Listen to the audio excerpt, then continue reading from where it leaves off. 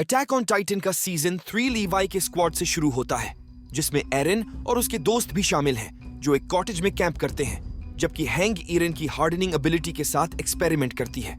Hang ने squad को ट्रोस्ट barracks में एक मर्डर की सूचना दी और first interior military police squad पर शक किया। लीवाई का मानना है कि सरकार में कोई व्यक्ति सर्वे कॉर्प को खत्म करने और टाइटन्स के बारे में सच्चाई छिपाने की प्लानिंग कर रहे हैं। मिलिट्री पुलिस द्वारा गिरफ्तार किए गए अर्विन का एक मैसेज सरकार की करप्ट सिचुएशन को रिवील करता है। स्काउट्स कॉटेज से भाग जाते हैं और ट्रोस्ट डिस्ट्रिक्ट की ओर चले जाते हैं। हैंग और एक स्काउट अर्विन के पीछे जाने के लिए स्क्वाड से अलग हो गए, जबकि एरन ने हैंगे को यामीर और बर्थोल्ट के बीच एक लिखित बातचीत सौंप दी।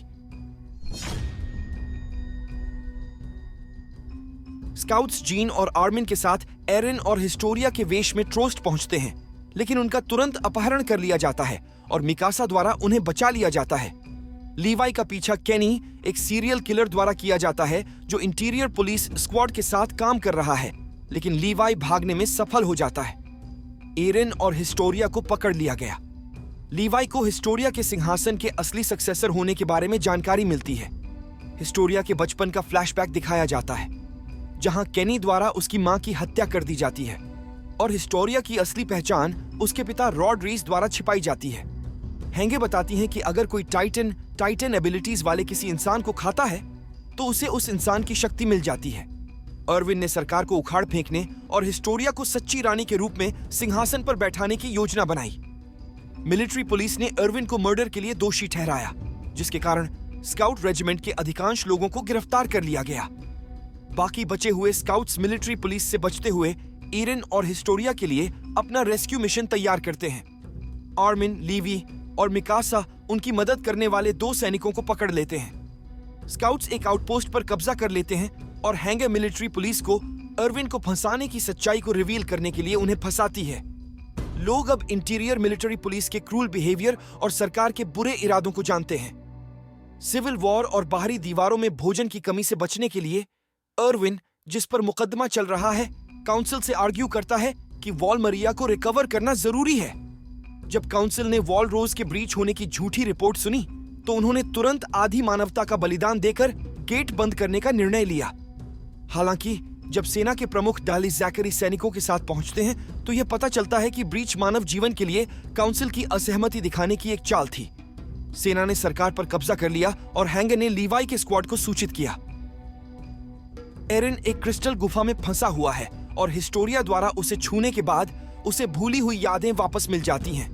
एरन यह जानकर भयभीत हो जाता है कि वह टाइटन बन गया और उसने अपने ही पिता को मिस्टीरियस सीरम का इंजेक्शन लगाने के बाद मार डाला। हिस्टोरिया फ्रीडा नाम की एक लड़की को भी याद करती है, जिसके बारे में पता चलता है कि वह उसकी सौतेली बहन है और उसमें यादें मिटाने की शक्ति है। रॉड राइस बताते हैं कि 5 साल पहले एरन के पिता ग्रिशा ने उसकी पावर हासिल करने के लिए फ्रीडा के साथ हिस्टोरिया के परिवार को मार डाला था। केनी टेकओवर की खबर लेकर आता है और गुफा की रक्षा करता है, लेकिन लीवाई की स्क्वाड वहां आती है और एरन और हिस्टोरिया को बचा लेती है। रीस बताते हैं कि 7 अनअफेक्टेड ब्लड लाइन्स को छोड़कर सभी लोगों की यादें एक टाइटन द्वारा मिटा दी गईं।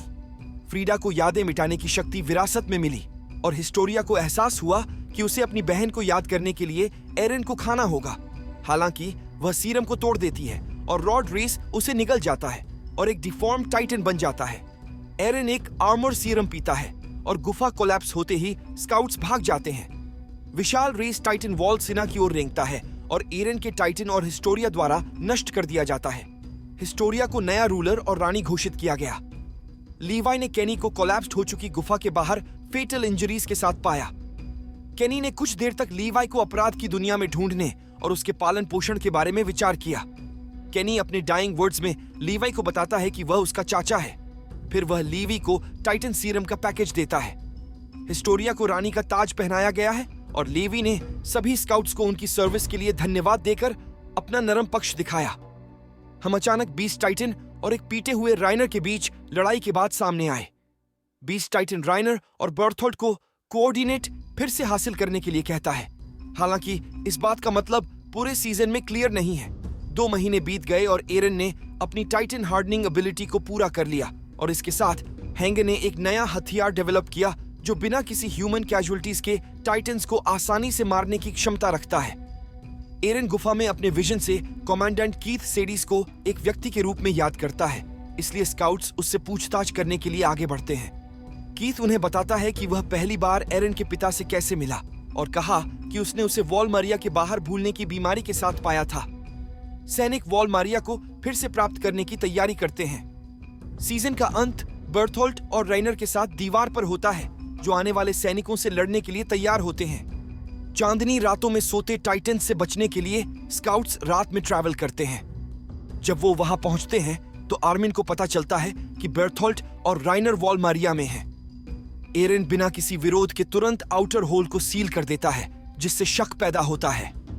अर्विन ने स्थिति की जांच करने के लिए आर्मिन को असाइन किया और वे राइनर को दीवार की कैविटी में छिपा हुआ पाते हैं। हालांकि बीस्ट टाइटन के आने से पहले लीवाई द्वारा उनका सिर लगभग काट दिया गया था। अर्विन ने उन्हें फंसाने के लिए बीस्ट टाइटन के प्लान का अनुमान लगाया और आर्मर्ड टाइटन को पीछे से हमला करने से रोकने के लिए एरन को डिकॉय के रूप में इस्तेमाल करके मुकाबला किया। टाइटन्स आमने सामने की लड़ाई में एंगेज हुए, जबकि स्काउट्स नए powerful weapon the thunder spears को यूज करते हैं। राइनर को मार्को की हत्या और स्काउट के आगमन से पहले की मेमोरीज याद आती है। राइनर के फिनिश होने से ठीक पहले बर्थोल्ट आता है और आर्मिन की असफल बातचीत और मिकासा की असफल हत्या के बाद वह ट्रांसफॉर्म हो जाता है, जिससे हैंगे की स्क्वाड खत्म हो जाती है। अर्विन का ग्रुप बीस्ट टाइटन के पत्थरों के हमले से संघर्ष करता है, जबकि एरन का ग्रुप विशाल टाइटन को दीवार तक पहुंचने से रोकने की कोशिश करता है। आखिरी प्रयास में अर्विन ने बीस्ट टाइटन का ध्यान भटकाने और लीवाई को बीस्ट को मारने के लिए आसपास के टाइटन्स का उपयोग करने की अनुमति देने के प्रयास में बची हुई फोर्सेस को लीड किया। जैसे ही उन्होंने आक्रमण शुरू किया, अर्विन को पत्थरों के एक और ढेर ने नीचे गिरा दिया। घटती हुई फोर्सेस स्मोक गन से फायरिंग करते हुए हमला जारी रखती हैं, लेकिन बीस्ट उन्हें एक एक करके मार डालता है।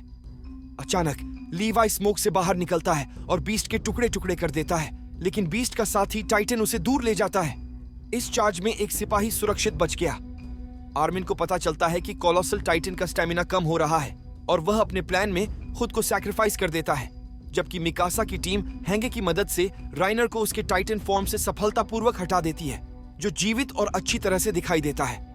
बर्थोल्ट यह सोचकर कि उसके हाथ में जीत है, आर्मिन की योजना का एहसास करता है और एरन, जो अपने टाइटन फॉर्म से बाहर निकल चुका है, बर्थोल्ट को हटा देता है।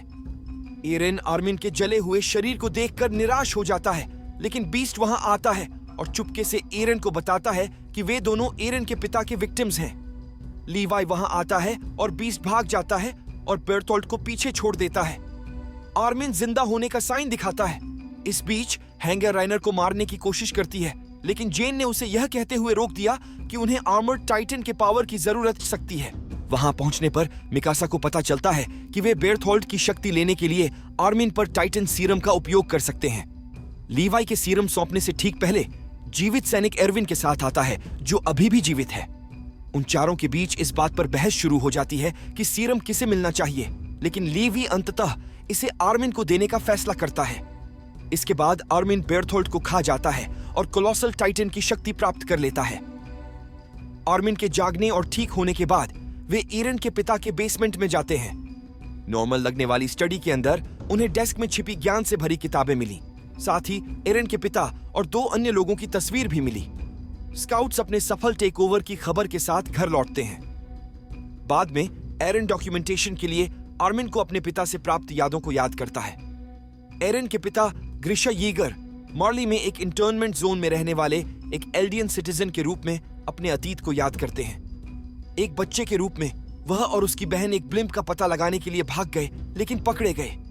उनकी बहन की अथॉरिटीज द्वारा बेरहमी से हत्या कर दी गई। ग्रिशा के पिता पहले टाइटन आइमिर फ्रिट्ज और उसके बाद के 9 टाइटन्स का इतिहास याद करते हैं, जिन्होंने एल्डियन एम्पायर की स्थापना की। हालांकि मार्ली ने 9 टाइटन्स में से 7 पर नियंत्रण हासिल कर लिया, जिससे टाइटन किंग 3 महान दीवारों से प्रोटेक्टेड पैराडाइज आइलैंड की ओर भाग गया। ग्रिशा के पूर्वजों को मार्ली में छोड़ दिया गया था और उन्हें इंटर्नमेंट जोन्स में रहने के लिए मजबूर किया गया था। ग्रिशा बाद में एक विद्रोह में शामिल हो गया, जहां उसकी मुलाकात शाही परिवार की वंशज डायना फ्रिट्ज से हुई और उनका जीक नाम का एक बेटा है।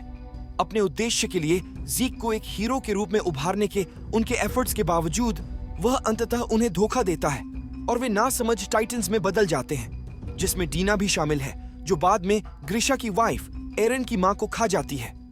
इस दौरान ग्रिशा एक गार्ड से बात करती है जो खुद को ग्रिशा की बहन को मारने वाला बताता है। द ओल, विद्रोह का इन्फॉर्मेंट, हत्यारे को मार देता है और बताता है कि वह भी अपनी इच्छानुसार टाइटन में बदल सकता है।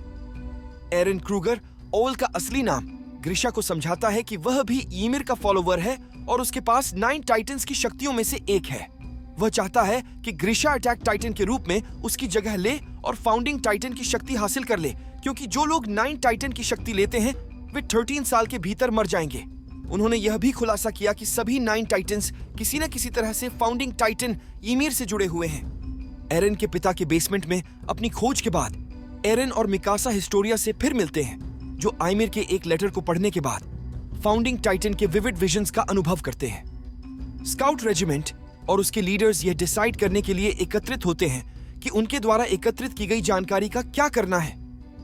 एरन अतीत में राजा से फाउंडिंग टाइटन की शक्ति प्राप्त करने के अपने मिशन का खुलासा करता है, जिस पर एल्डियंस को बचाने के लिए भरोसा नहीं किया जा सकता था और जिसने वॉल्स की आबादी को यह विश्वास दिलाने के लिए गुमराह किया था कि उसके अलावा उनका कोई और नहीं है। एरन को एहसास होता है कि वह शाही परिवार के किसी व्यक्ति को छूकर फाउंडिंग टाइटन की शक्ति का उपयोग कर सकता है, लेकिन वह इसे अपने तक ही सीमित रखना चाहता है। लोगों को सच्चाई बताने का निर्णय लिया गया और एक समय के बाद वॉलमरिया के अंदर का हिस्सा फिर से रहने के लिए सुरक्षित है। स्काउट्स दीवार से परे एक अभियान पर निकलते हैं। वो केवल एक टाइटन का सामना करते हैं और अंततः समुद्र तक पहुंचते हैं और इसे देखने का आर्मिन का सपना पूरा होता है। एरन समुद्र के पार दुश्मनों के बारे में बात करता है और अटैक ऑन टाइटन के सीजन 3 को समाप्त करता है। अटैक ऑन टाइटन सीजन 3 के इस रिकैप में हमारे साथ शामिल होने के लिए धन्यवाद। जैसा कि हम अटैक ऑन टाइटन के भविष्य का बेसब्री से इंतजार कर रहे हैं, अगर आपको यह वीडियो पसंद आया हो तो लाइक बटन दबाना न भूलें और भी एनिमे कंटेंट के लिए हमारे चैनल को सब्सक्राइब करें और अपडेट रहने के लिए नोटिफिकेशन बेल को प्रेस करें और कृपया नीचे कमेंट्स में अपने विचार और राय शेयर करें। हमें आपसे सुनना अच्छा लगेगा।